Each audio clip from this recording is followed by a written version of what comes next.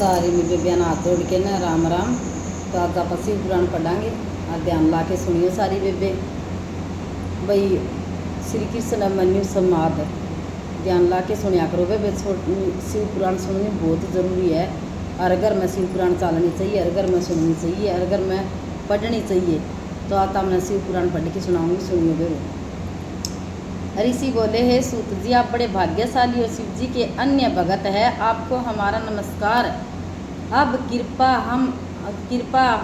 आप हमें उमा संहिता को सुनाए, जिसमें माता पार्वती के साथ भगवान शिव जी की सुंदर अद्भुत लीलाएं हैं। सूत जी बोले, हे ऋषियों, अब आप मोक्ष से भोग प्रदान करने वाले शिव जी के चरित्रों को सुने, जिन्हें पूर्व काल में संत कुमार जी ने श्री व्यास जी को सुनाया था। संत कुमार जी बोले, हे व्यास जी, भगवान श्री कृष्ण पुत्र प्राप्ति हेतु कैलाश पर तपस्या करने के लिए गए। वहां पर उन्होंने अभिमन्यु को तप करते देखा।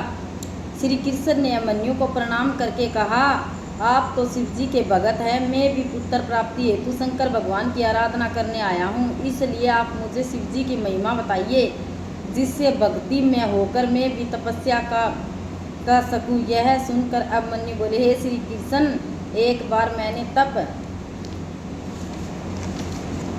करते करते भगवान शंकर के दर्शन किए तो देखा कि ब्रह्मा आदि देवता उनकी सेवा में लीन थे। मैंने शिव जी के पास अनेक एवं परम दिव्य अस्त्र शस्त्रों को देखा। शिव जी का त्रिशूल तो इतना तेजस्वी है कि वह समुद्र को भी सुखाने की क्षमता रखता है। उस त्रिशूल के द्वारा ही भगवान शिव जी ने लवणासुर का वध किया था। मैंने त्रिशूल के अतिरिक्त उनके पास फरसा भी देखा था। उनकी तीनों शाखाएं बोहों के समान थी। ये सूर्य तथा पासधारी यम के समान थी। उस पर सर्प लिपटे हुए थे। वह प्रलय के अग्नि के समान तेज धारा वाला था। इस फरसे को भगवान शिव ने परशुराम को भेंट किया था। इस फरसे से उन्होंने 21 बार पृथ्वी को क्षेत्रीय से रहित कर दिया था। वहीं पर मैंने सुदर्शन चक्र के भी दर्शन किए थे।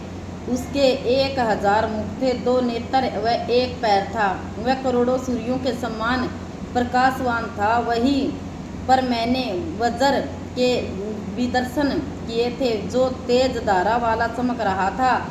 मैंने वहां पिनाक नामक तर्कस युक्त धनुष के दर्शन किए थे। तदनंतर शक्ति तलवार, तेजस्वी पाश, अंकुश, गदा और लोकपालों के अनेक अस्त्र शस्त्र भी मैंने देखे। वहीं पर हंस युक्त विमान में ब्रह्मा जी को बैठे देखा था। शिव जी के दाहिनी ओर बैठे थे गरुड़ पर सवार विष्णु भगवान आयुधों सहित बाईं ओर बैठे थे। स्वामिनु आदि, मनु, भृगु आदि ऋषि तथा इंद्र आदि देवता भी वहां उपस्थित थे। भगवान शिव के सामने नंदी त्रिशूल लिए बैठा था। भूतगण, मार्तुक्या आदि सभी सेवा में उपस्थित थे। सब मिलकर अनेक प्रकार की स्तुतियां कर रहे थे। मैं भी वहां हाथ जोड़कर भगवान शिव की स्तुति की। भगवान शिव जी प्रसन्न होकर मुझे बोले, हे विपर, मैं तुमसे खुश हूँ, तुम इच्छा अनुसार वर मांग सकते हो। मैं बोला, मुझे भूत, भविष्य और वर्तमान तीनों कालों का ज्ञान तथा अपनी भक्ति का वरदान प्रदान करे। मुझे परिवार सहित दूध और भात भोजन में मिलता रहे। शिव जी ने तथास्तु कहकर मुझे क्षीर सागर के पास रहने का वरदान दिया और बोले, तुम व्यक्त कल्प को देखोगे। हे मुनि, मैं हमेशा तुम्हारे पास रहूंगा। जब कभी तुम मुझे याद करोगे तो मैं तुम्हें दर्शन अवश्य दूंगा। इस प्रकार कहकर भगवान शिव अंतर ध्यान हो गए। हे श्री कृष्ण भगवान की कृपा से मुझे तीनों कालों का ज्ञान प्राप्त है। भगवान शिव की दृष्टा प्रधान पुरुष और सर्वेश्वर, उनकी कृपा से सब संभव है। आप पुत्र की प्राप्ति के लिए शिव जी की ही आराधना कीजिए।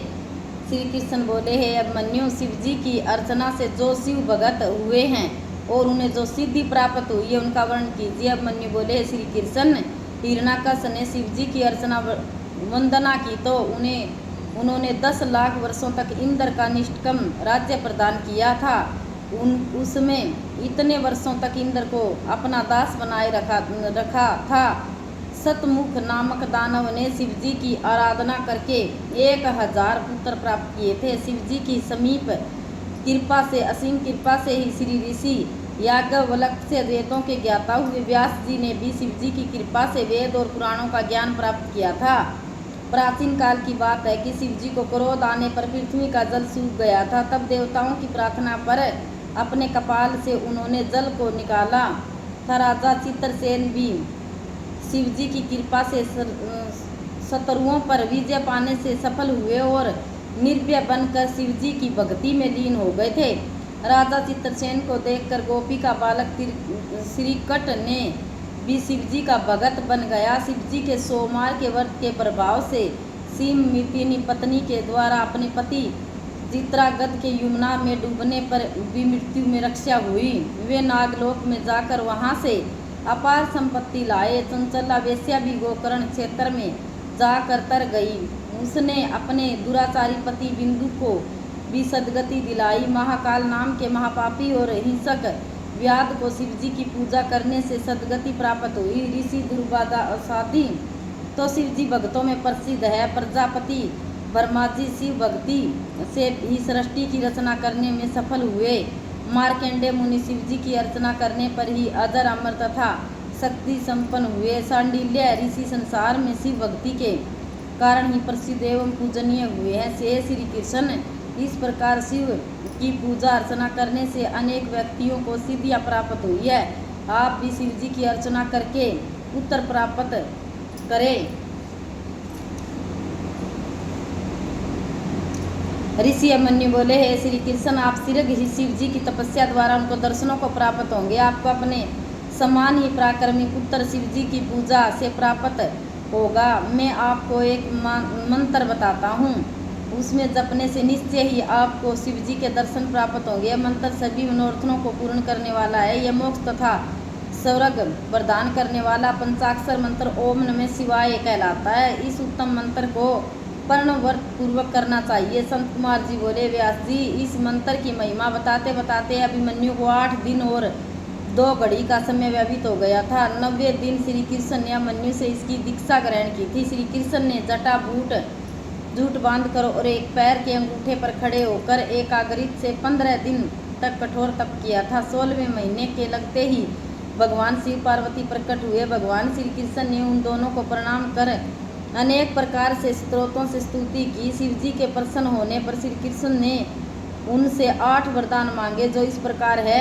मेरी बुद्धि सदैव धर्म में लगी रहे, मैं समस्त संसार में अक्षय यश का भागी बनूं, आपके समीप ही मेरा निवास रहे, मैं आपकी दृढ़ भक्ति प्राप्त करूं, मुझे वहां पराक्रमी 10 पुत्र प्राप्त हो, युद्ध में घमंडी शत्रुओं पर मेरी विजय हो, समस्त योगी पुरुषों का मैं प्यारा बना रहूं, मैं हमेशा आपकी भक्ति में लगा रहूं।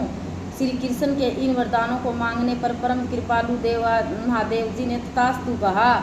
फिर माता पार्वती बोली, हे श्री कृष्ण, मैं भी तुमसे बहुत प्रसन्न हूँ, मेरे से भी तुम इच्छा अनुसार वर मांगो। इस पर श्री कृष्ण ने कहा, हे देवी, मैं सदा ब्राह्मणों की सेवा करता रहूं और माता पिता का भगत बना रहूं। पार्वती जी ने उन्हें वरदान दे दिया। इससे बाद शिव पार्वती अंतर्ध्यान हो गए। इसके बाद श्री कृष्ण अभिमन्यु के पास गए और उन्हें प्रणाम करके शिव जी की प्रशंसा की बात बताई। यह सुनकर अभिमन्यु बोले, हे श्री कृष्ण, भगवान शंकर से बढ़कर संसार में वरदान प्रदान करने वाला कोई दूसरा नहीं है, उनकी लीला अपरंपार है। इतना सुनकर श्री कृष्ण अभिमन्यु को प्रणाम करके द्वारिका को प्रस्थान कर गए। भगवान श्री कृष्ण रामचंद्र जी ने भी